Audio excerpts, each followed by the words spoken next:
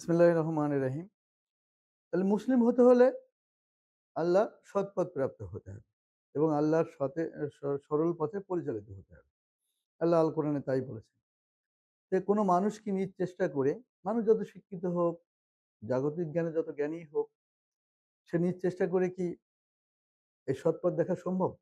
আল্লাহর কিতাব থেকে এবং সরল পথে পরিচালিত হওয়া সম্ভব? সম্ভব নয়। সেখানে আল্লাহর ইচ্ছা ছাড়া কেউ সৎ পথ দেখতে পারবে না এবং আল্লাহর ইচ্ছা ছাড়া, সে কথাই আল্লাহ আল কোরআনে বলেছেন যে মুসলিম হতে পারবে না, আল্লাহর ইচ্ছা ছাড়া কেউ মুসলিম হতে পারবে না।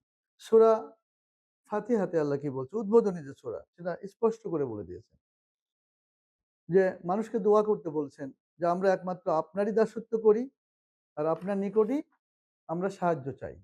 আমাদের সৎ পথ প্রদর্শন করে সরল পথে পরিচালিত করুন, সরল পথে পরিচালিত করুন। as-siratal মুস্তাকিমা, তাদের পথ যাদের উপর আপনি অনুগ্রহ করেছেন, মানে আল্লাহর অনুগ্রহ থাকলেই সে সৎ পথ প্রাপ্ত হবে।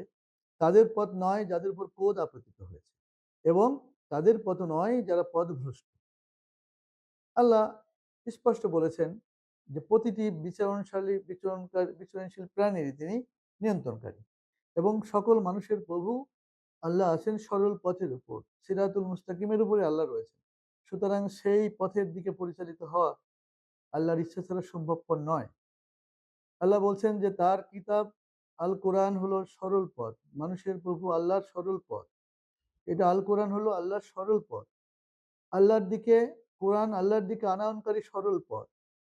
সুতরাং অন্য কোনো গ্রন্থ নয়, শুধু আল কোরআন। আল কোরআনের কথাই বলেছেন, আল্লাহর কিতাব, নাজিলকৃত কিতাব। এবং আল্লাহ এই কিতাব দিয়ে যাদেরকে আল্লাহ অনুগ্রহ করেন মানুষের মধ্যে, তাদেরকে আল্লাহ এই সৎ পথ দেখান, প্রদর্শন করেন এবং সরল পথের দিকে সৎ পথ প্রদর্শন করেন।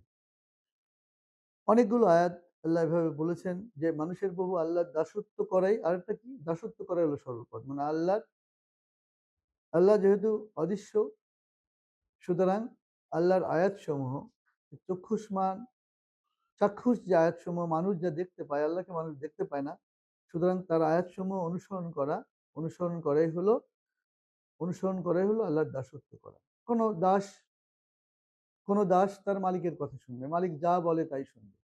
আল্লাহ বলছেনই যে আমি শুধু মানুষ এবং জিনকে সৃষ্টি করেছি আমার দাসত্ব করার জন্য। দাসত্ব করার অর্থ কি?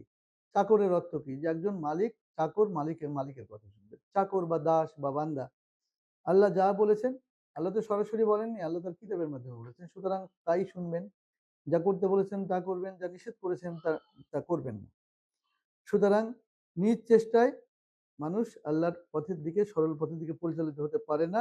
আল্লাহ এ কথাটাই আল্লাহ বলছেন যে তিনি যাকে ইচ্ছা সরল পথের দিকে সৎ পথ প্রদর্শন করেন, সৎ পথ দেখান এবং সরল পথের দিকে পরিচালিত করেন। আল্লাহ অনেক জায়গায় বলছেন যে আল্লাহ কি দিয়ে করেন, আল্লাহ তার কিতাব দিয়েই করেন। এই আয়াতসমূহ দিয়ে, অন্য কোনো গ্রন্থ দিয়ে নয়, আয়াতসমূহ দিয়ে, আল্লাহর নাজিলকৃত আয়াতসমূহ দিয়েই, আল্লাহর কিতাবের আয়াতসমূহ দিয়েই আল্লাহ যাকে ইচ্ছা পথভ্রষ্ট করেন, যাকে ইচ্ছা সৎ পথ প্রদর্শন করে সরল পথের দিকে নিয়ে যান।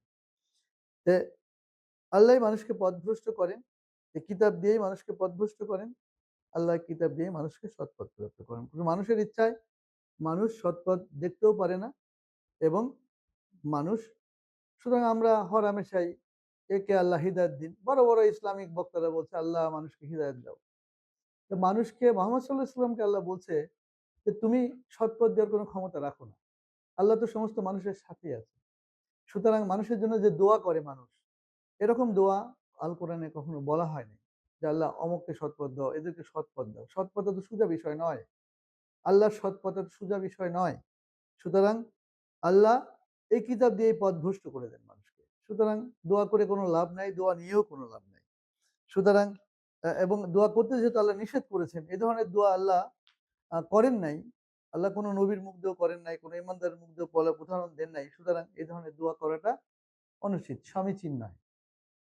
এবং আহ আল্লাহ যার ইচ্ছা করবেন, তার কি করবে, দুনিয়ার জীবনে আল্লাহ শান্তির জন্য তার বক্ষ খুলে দেন এবং তারা থাকবে আলোর উপর। এবং আল্লাহ বলছেন, ওই যে বললাম যে 39-23 নাম্বার সূরায় বলছে, এই সূরাটা, এই আয়াতটা আমি বলি, 39 নম্বর সূরার যে নির্দিষ্ট আল্লাহ নাজিল করেছেন নির্দিষ্ট সর্বোত্তম বিবরণ, আহসানুল হাদিসিন, আল্লাহর এই বিবরণ হলো সর্বোত্তম বিবরণ, দি বেস্ট ন্যারেশন। একে অপরের সাথে, এক সংস্করণের সাথে অন্য সংস্করণের সাদৃশ্যপূর্ণ একটি কিতাব, ওয়ান বুক, কিতাবান, যা বারবার আবৃত্তি করা হয়। যারা তাদের প্রভুকে ভয় করে, তাদের গায়েতে শিহরিত হয়, তাদের দেহ মন আল্লাহর স্মরণে বিনম্র হয়। এটা আল কোরআন, আল্লাহর সৎপথ নির্দেশনা।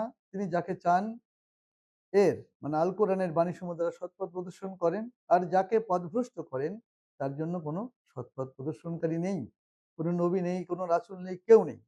আল্লাহই তাকে সৎপথ দেখান, আল্লাহই তাকে পথভ্রষ্ট করেন। সুতরাং মুসলিম হতে হলে অবশ্যই আল্লাহ সৎপথ দেখাতে হবে তার কিতাব দিয়ে, এবং তাহলেই সে সৎপ্রাপ্ত হতে পারবে এবং সরল পথে পরিচালিত হতে পারবে।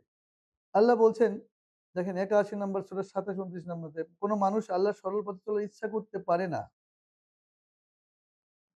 এটা আল কোরআন তো সৃষ্টিকুলের জন্য উপদেশ মাত্র। তার জন্য যে মানুষের মধ্যে সরল পথে চলতে চায়, কিন্তু কোনো মানুষই আল্লাহর সরল পথে চলার ইচ্ছা করতে পারে না, যদি না সৃষ্টিকুলের প্রভু আল্লাহ ইচ্ছা করেন। সুতরাং আল্লাহর ইচ্ছা ছাড়া মুসলিম হওয়া সম্ভবপর নয়, কিতাবের জ্ঞান অর্জন করা সম্ভবপর নয়, প্রজ্ঞা অর্জন করা সম্ভবপর নয়। সুতরাং আল্লাহকেই ডাকতে হবে সূরা ফাতিহার মতো, যে আল্লাহ সবসময় যেন মানুষ আল্লাহকে ডাকে, আল্লাহকে স্মরণ করে। সবাইকে ধন্যবাদ।